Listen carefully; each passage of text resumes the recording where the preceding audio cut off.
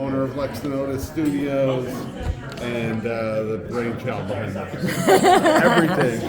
Hey Jay, how you doing today? Good. Terrell, Big Gold Belt Media.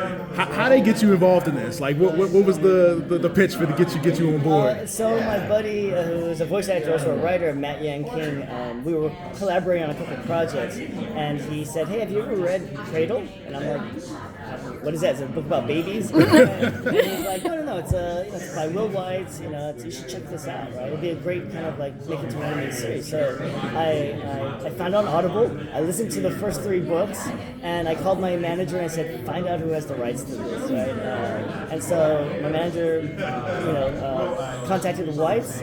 Said, "Hey, Jay Oliva is interested, in kind of talking to you guys." And it's funny. So I get on a call with the Whites, and I do my normal spiel because again, I'm the CEO and the owner of my studio. I do a lot of hustling. I do this a lot. So I do my spiel. Hi, I'm Jay Oliva. I'm an executive producer. Blah blah blah. I go through my kind of filmography, and then Will stops me maybe like a quarter way in. He's like, "Jay," he's like, "I know who you are, and I'm a big fan. I saw your name on the email, and I had to meet you."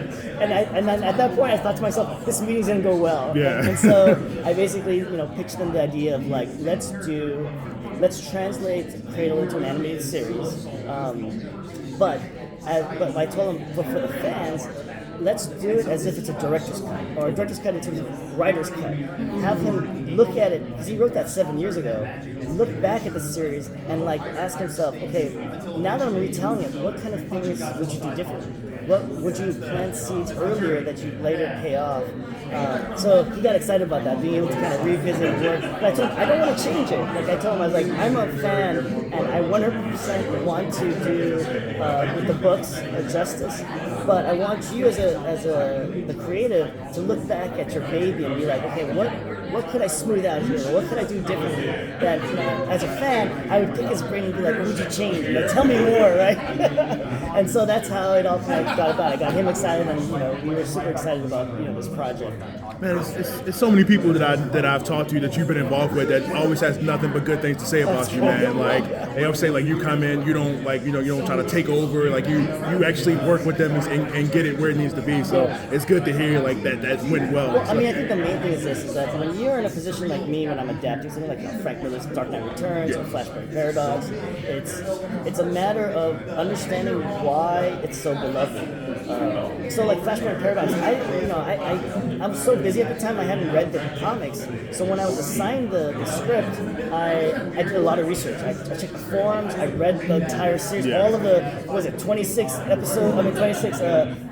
comics from different series. I read it all, and then I really tried to understand why it was so beloved. And then I stepped back and asked myself, as a filmmaker and as a storyteller, what do I like about it?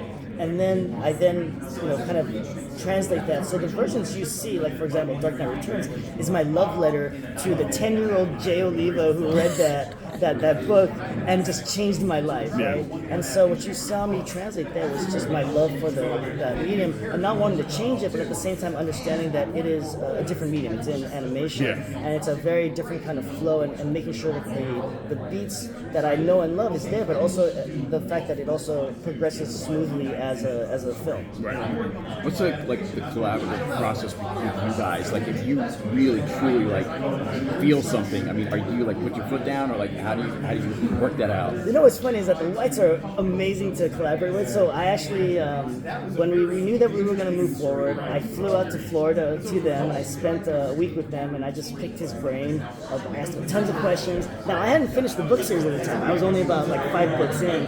So I told him, don't give me any spoilers, but how do you see these characters? And I would draw in front of him the characters and say, does this look like what you're thinking? The great thing was that like Will really let me kind of like spread my wings in terms of like what I wanted to kind of, what I saw in my head.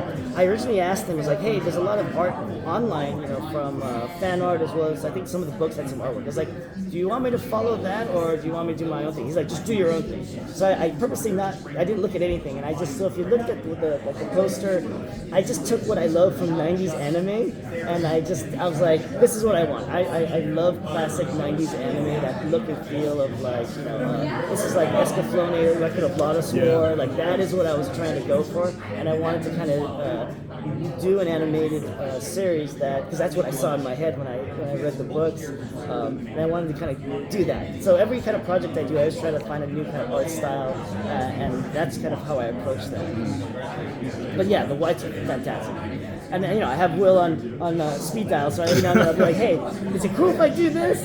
But he's been like, sometimes he'll be like, I didn't think about that. What would you do? And I said, okay, this is what I'll do. He said, that sounds good. No, I'm good. It's funny you mentioned Escaflowne. That's such a deep cut. Like, I don't think anybody here but me and a few other people know that. I mean, like, the animation style was so crisp. You could tell like how that was drawn in there, like the way the robot and Vaughn and everybody in that series is done. That was got me even more hyped for this as a whole, just knowing that you even referenced that. Oh yeah. Like I said, Will talked about like some of the animation style, but besides Escaflowne, what other references will this show have? Because like I said, I noticed the characters kind of had like a Fire Emblem kind of style to them as far as like how they look. What other references to anime will we see? I mean, of course, again, all the '90s references of like Cowboy Bebop and like Escaflowne, Record of Lost War, all the stuff like. So from an anime standpoint, that's what I was going for stylistically, with beautiful painted backgrounds. But the thing is, I wanted to kind of modernize in some ways, where in terms of the action, in terms of the camera movements, since it's all computer now, we can do a lot more things that we couldn't do in the past. And so what I wanted to do is have this kind of classic kind of look, 90s look, but bring it up to date to what you would kind of see with like the really more crazier anime, like like Naruto or Spy Family, that kind of stuff. The action, the camera work, look more live action, and that's kind of what I was thinking about doing, and I've always wanted to do. Like I said, you're a man of 1,000 jobs. Like I'm surprised. Like I said, the time that you have. Like I said, when we see you here every year, you got a different project attached to it. Like I know, obviously, you work with them, you work with Will and everybody. What is outside of like kind of being the guiding hand here? What do you have any additional roles on this project? I mean, so not only did I executive producer, I had to like pitch it to them and say, hey, let's do this. Yeah. I directed, so the sizzle reel you see I directed. If we make this into a series, I'm directing the Kickstarter movie that we're doing right now, and I'm also storyboarding it. But as a series, I would bring in my crew. My studio produced the sizzle reel that you saw, and basically I do everything. Luckily, I've been doing this for almost 30 years now, so like I've worked at a lot of different studios. The one thing that I love is I have a studio that I own, I run, and what I tell all of my artists is this: is that I'm working for you guys. Is that like every job I get is not? I'm not looking at like, oh, I'm making some money. It's more about I get to hang out with my friends for another year or two. Every project I get, and for me, that is something that I want them to understand that for me, it's about keeping the family together and just working on projects that I like. Because I would work at different studios and be like, oh, I'm working on something cool like Batman. And the next season, here's Polly Pockets. And I'm like, okay, gotta pay the bills, right? Whereas at this studio, I can go after things that I know and love. So I went after Cradle. We have Infinity I'm doing on Saturday. Hopefully you guys come to that.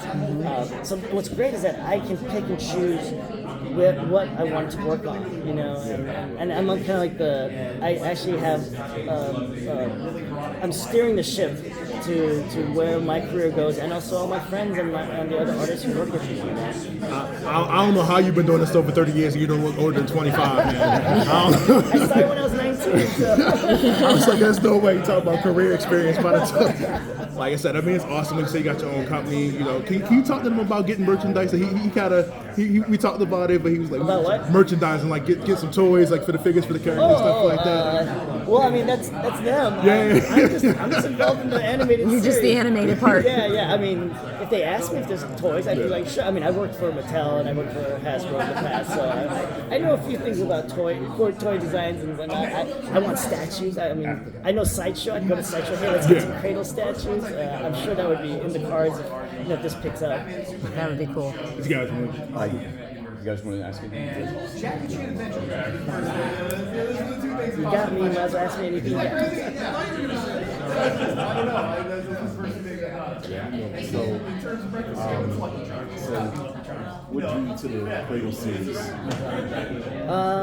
Well, I read the books, and I think for me it was the idea that you had a protagonist who had no powers in a world full of everybody having martial arts powers. I thought that was really interesting. And then him realizing that his potential can be unlimited if he just puts his mind to it, right, and focuses on it. I think to me was something that I think everybody can kind of relate to, because I mean, when I was, like, again, I've been doing this for a long time, and if I were to tell the 19-year-old Jay Oliva that, hey, you would own an animation studio and you'd be working with, Marvel and DC and work on all these superhero things and then work on, with authors on these books, I would say you are crazy, right? But I think the idea is that I worked very hard in my career over the years, but I was one of those type of people that I didn't be like, I want to be a director. I was more like, I want to be the best at what I do, and then hopefully I would get the promotion. And that's what I did. I basically worked every single job all the way up, and to me, it's more, I think it's my work ethic about like working hard and hopefully like that paying off, but not expecting. And I think a lot of people expect it too early. And I tell my artists, because I also teach too. I've been teaching for like 20 years. I tell them my kids that don't be concerned about getting that promotion. I said, be the best that you can do, because when you get that promotion, unless you're really good at doing the job underneath you, you're gonna be like deer in the headlights. You'll be scared. Which is why, like when I worked for Zack Snyder on Man of Steel, when Zack called me, I was already doing superhero stuff. I was already working at Warner Brothers, and so I'm doing it with Zack, and I'm thinking, this is easy, right? Because I've done this a million times. But if I had done this and not done superheroes before, I'd be scared. Ready? Yeah. Okay. Thanks, guys. Jay. I give you Maxine Phoenix. One of Hey, the Maxine. up-and-coming stars of the animation realm, and a wonderful voice actress. Thank you so much. And a singer too, right? Yes. Take it away. Maxine. Who's starting this off? Me? I'll go for it. Hey, Maxine, how you doing? I am great. I'm so happy to be here and feeling the energy. Yeah, it's a lot of energy today. so I don't know. Have we disclosed like what your role is? I can tell you guys, I'm playing Yaren. Okay. Yes. This is the bad guy, the bully of the series that we're talking about, right? Really, she is kind of a mentor figure for Lyndon, and she is one of the best written female characters I have ever come across, and definitely the best I've been lucky to play. She's fierce and sensitive and hilarious, and she's just rebuilt her life and is so strong, and it makes me feel so good to be able to voice her and to share her with the fans and the world, because I'm proud.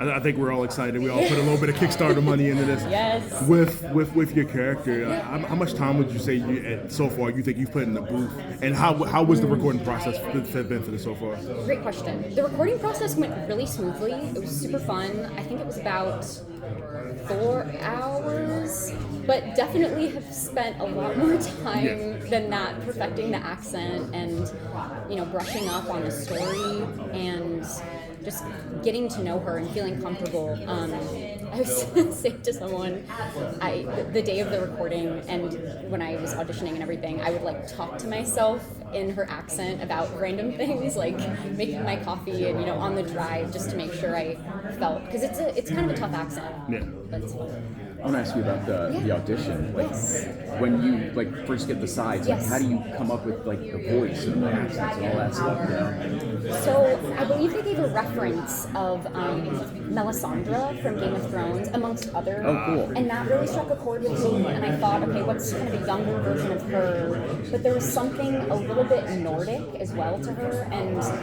I grew up in the UK partially, and I'm very lucky to have accents in my pocket, so I was like, okay, I'm going to kind of build one for her. It's like part Russian, part Scottish, a little bit of the Nordic twang in there, and just I played around with it before recording the audition, and then was like, hey, I hope this is good, and sent it in, and then I think it worked. Yeah, I mean, like when you come up with that in your head, are you like kind of like is this gonna work? I don't know. And then you send it, like, do you get sort of apprehensive before you hit send?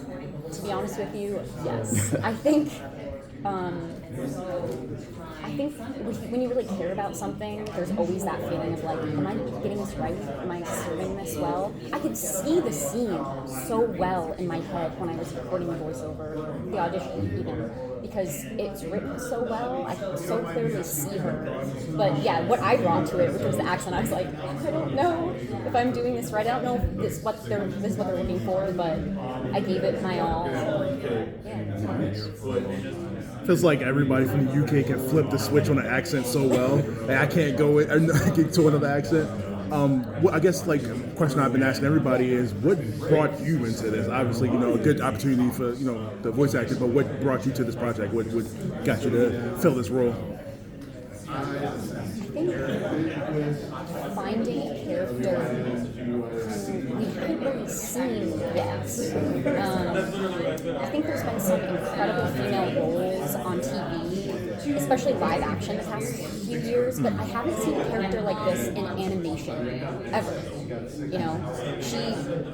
She feels really different, and it feels like she's someone that younger girls can look up to, but also she's like a woman, right. And she's not afraid to be herself, and I just love that, and that really drew me to hearing. So Feel like you're naturally like tapping more into yourself for this character, or you're like definitely a part of myself. I think she's a lot more badass than I am. As much as I try to hit the gym, I don't know how amazing I would be in a battle, but I love her sense of humor, and I think I can connect with that with my own life. When you go into the booth, Yes. and you said it took 4 hours and you got the whole script, Yes. like how, do you already know, like you have like stuff written on the sides and stuff like that, do you already know what you're kind of going to do, or do you more rely on like the director there, pushing you towards like more what they are looking to hear? I think it's a combination of both. I rehearsed and I read the script through a few times and said everything out loud, leading up to the day that we recorded. But in the moment, we had two directors we were working with, Jay and then Wes, and they gave such comments. And sometimes they would give notes in the moment. Like I'm hearing myself in the headphones, also hearing them on the other side, and they'd be like, okay, try it this way. And then in the moment, we'd try a few different takes, or they'd give notes about, the emotional piece behind it, and that was so helpful. I love getting direction, and I love working with people who have such a clear vision. Jay, he's awesome, and he can really see her and see the world, and to be on the same page with that is just a dream. Also playing a role where you're a little bit more active, which means Yes. you gotta Oh my a lot God. of breath control, stuff like So that. much breath control, Yeah. so many fight scenes and jumping and running, and honestly, that's kind of my favorite part of voiceover. I feel like sometimes. I know It's people, so freeing. right? People, try to say, voice acting's not that hard. I'm like, look, I've It's seen so people hard. pass out from not, like you said, working out, controlling and Yeah. stuff like that.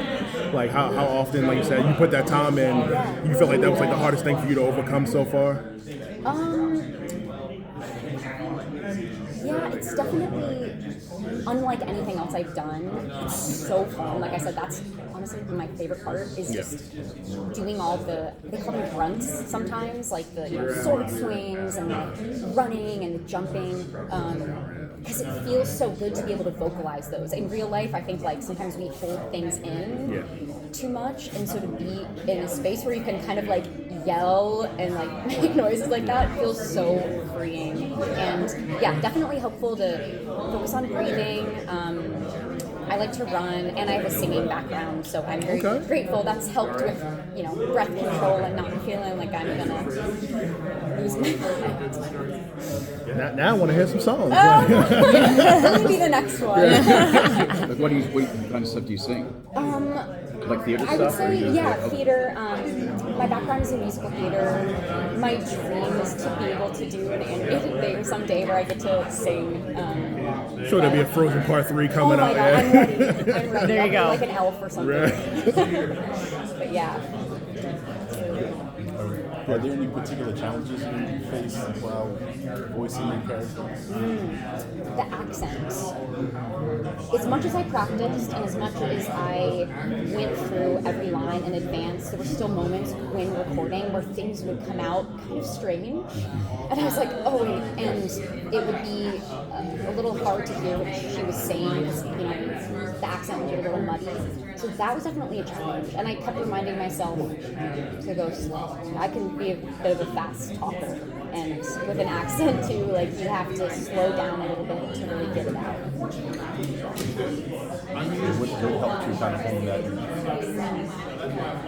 Being grounded, really in those moments, just focusing on my feet on the floor and just bringing myself more into the present moment, which is a little hard, because you're creating something from your imagination, and so you're in your brain, but then you're also doing something that's very tactile, where you're speaking in a different way that's not normal for you, and you're speaking dialogue. And in particular, she speaks in these amazing phrases that are really funny, she has these catchphrases, and so, finding the balance between staying in the spirit of her, but also reminding myself, okay, I have to be in my body and operate this machine, otherwise the words aren't going to come out, and it's not going to be easy.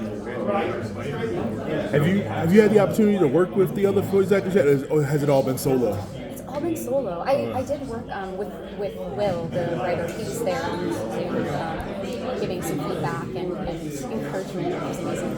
But I haven't been able to meet any other cast members until today. They're all here now, right? I know, it's really fun. And hopefully all you guys get your action figures and stuff soon. Oh start my getting, God, yes. Stuff like that. I want there's this character, Little Blue, who's this little spirit, this little blue. I really want to get something in Oliva. I'm hoping we can. Trying to talk to him now so we can start getting those Kickstarter figures out there. How intimidating is it to work with the actual creator? You want to do a good job, but then you don't want to look,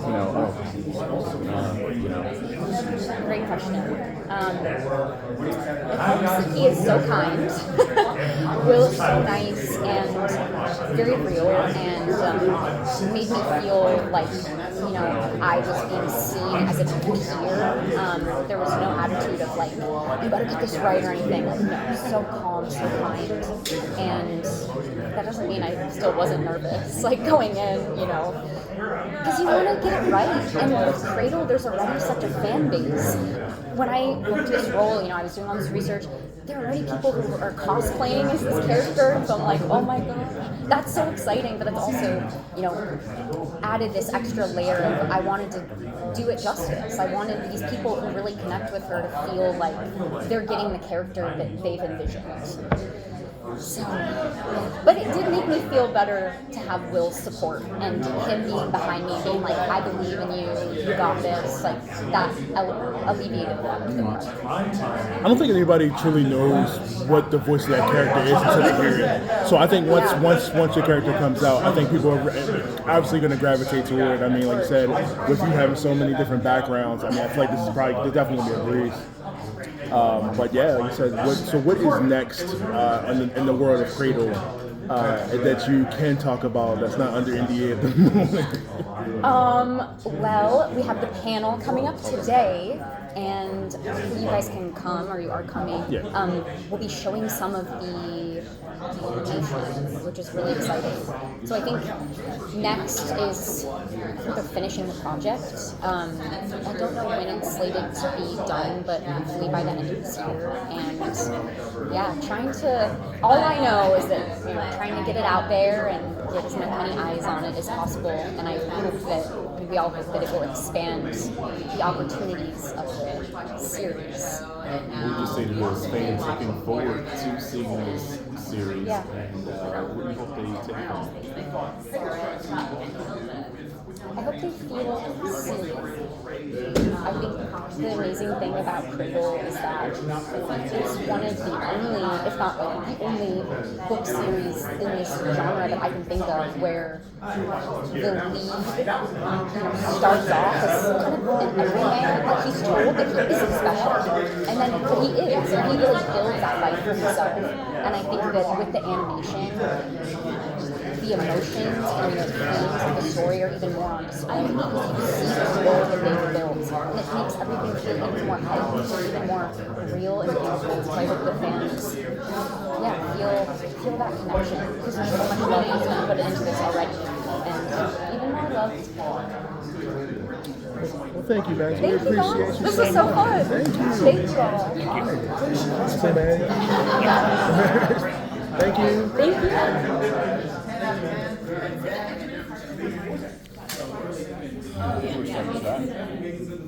I ended up parking over Broadway. I'm going. We